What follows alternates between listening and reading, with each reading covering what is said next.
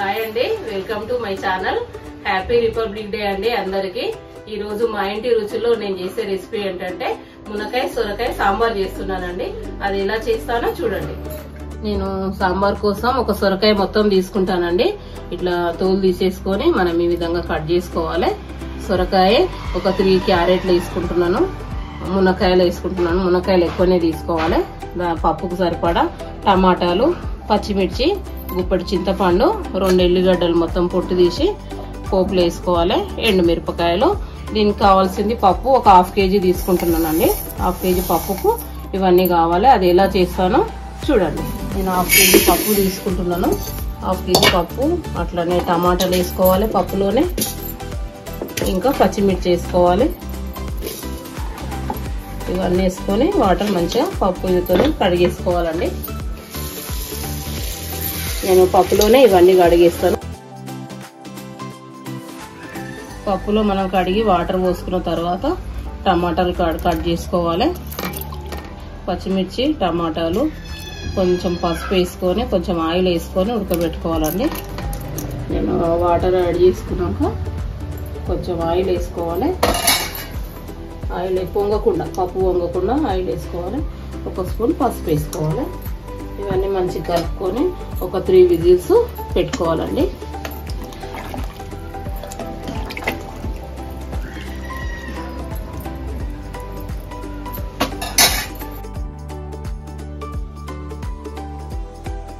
Three whistles అయిందండి. Cooker మూత తీసుకుంటున్నా.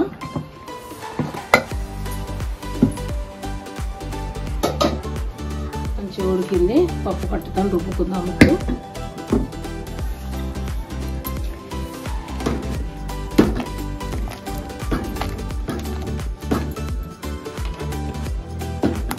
మనం వేరే గిన్నెలో పప్పు చేసుకుంటాం కదా, ఈ కుక్కర్లో పప్పు ఇలా వేరే గిన్నెలోకి వేసేసుకోవాలి. కొంచెం వేడి ఉంటుంది కాబట్టి చూసి నిదానంగా జాగ్రత్తగా వేసుకోవాలి. నేను చేసే మునక్కాయ పప్పు అంటే చాలా ఇష్టం మా ఇంట్లో వాళ్ళందరికీ. పప్పు వేసుకున్న తర్వాత చింతపండు రసం దీంట్లోనే వేసుకోవాలి మనము, పప్పుకు సరిపడా. మీరు తినదాన్ని బట్టి చింతపండు వాడుకోండి. మేమైతే మీడియమే తింటాము.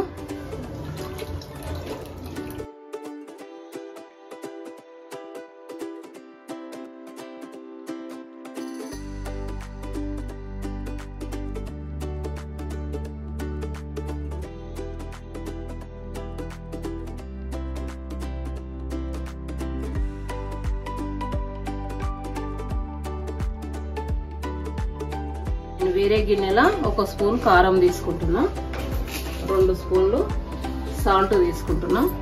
అండ్ వేస్తే కారం గడ్డలు ఉంటుంది కాబట్టి నేను వేరే గిన్నెలో కలుపుకుంటున్నాను అనమాట. కలుపుకొని పప్పులో యాడ్ చేసుకుంటాను. ఉండలు లేకుండా మంచిగా ఉంటుంది అన్నట్టు.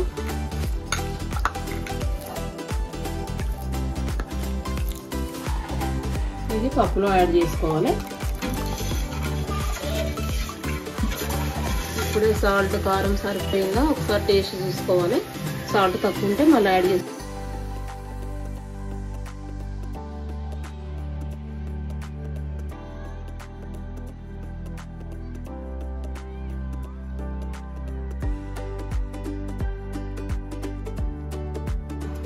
పప్పు మసలకు ముందుకే కొత్తిమీర, కరివేపాకు మంచిగా కడిగి పప్పులోనే యాడ్ చేసుకోవాలి.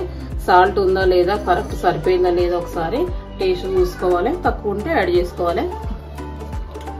సరిపోయిందండి. చాలా మంది పప్పు మా వాళ్ళందరూ ఎట్లా చేస్తావు అక్క అంటారు.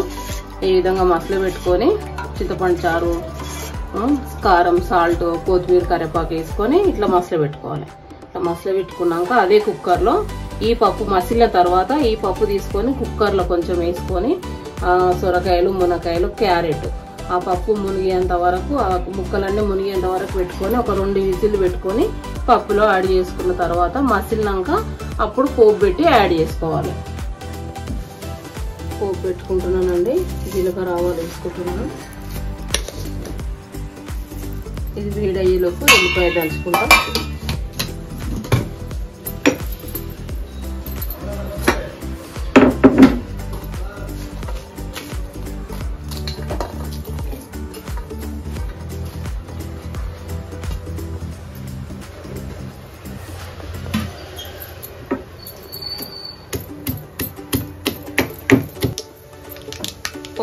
పప్పులో ఎల్లిపాయలు ఎంత ఎక్కువ వేసుకుంటే అంత టేస్ట్ ఉంటుందండి. ఎల్లిపాయలు తింటే కూడా మనకు చాలా మంచిది హార్ట్కు. చట్నీలలో అయినా పప్పులో అయినా ఎల్లిపాయ కంపల్సరీ. ఎల్లిపాయ వేసిన కొద్దిసేపటికి ఎండుమిరపకాయలు వేసుకోవాలండి. ఎండుమిరపకాయలు వేసుకొని మంచిగా కలుపుకోవాలి. రెండు ఒకటేసారి రెడ్డుగా అయిపోతాయి.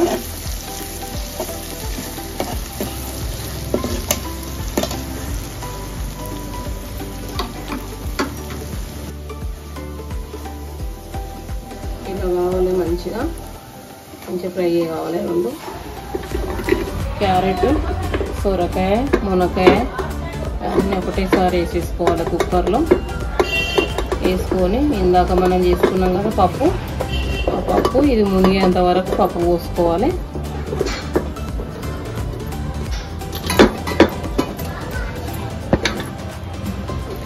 పప్పు సగం పప్పు అయినా పడుతుంది. ఇవన్నీ మునగాలంటే పోసేసుకొని కొంచెం సాల్ట్ వేసుకొని ఒక విజిల్ పెట్టుకోవాలి.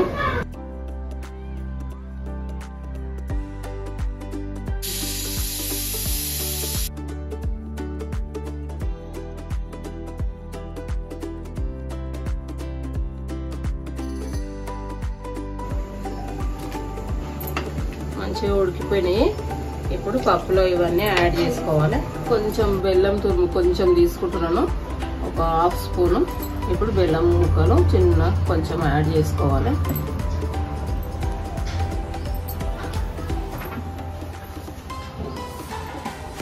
ఇప్పుడు మనం పోపు పెట్టుకున్నాం కదా, పోపుది కూడా యాడ్ చేసుకోవాలి దీంట్లోనే.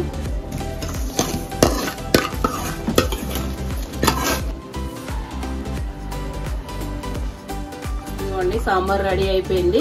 ఇంకా పోపు పెట్టేసుకున్నది కూడా దీంట్లో యాడ్ చేసుకున్నాను. ఈరోజు మా ఇంటి రుచుల్లో ఈరోజు నేను ఏం చేశానంటే బగారా రైస్ చేశాను.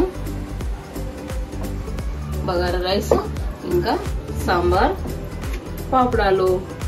ఈ వీడియో నచ్చితే లైక్ చేయండి, షేర్ చేయండి, సబ్స్క్రైబ్ చేయండి. Thank you.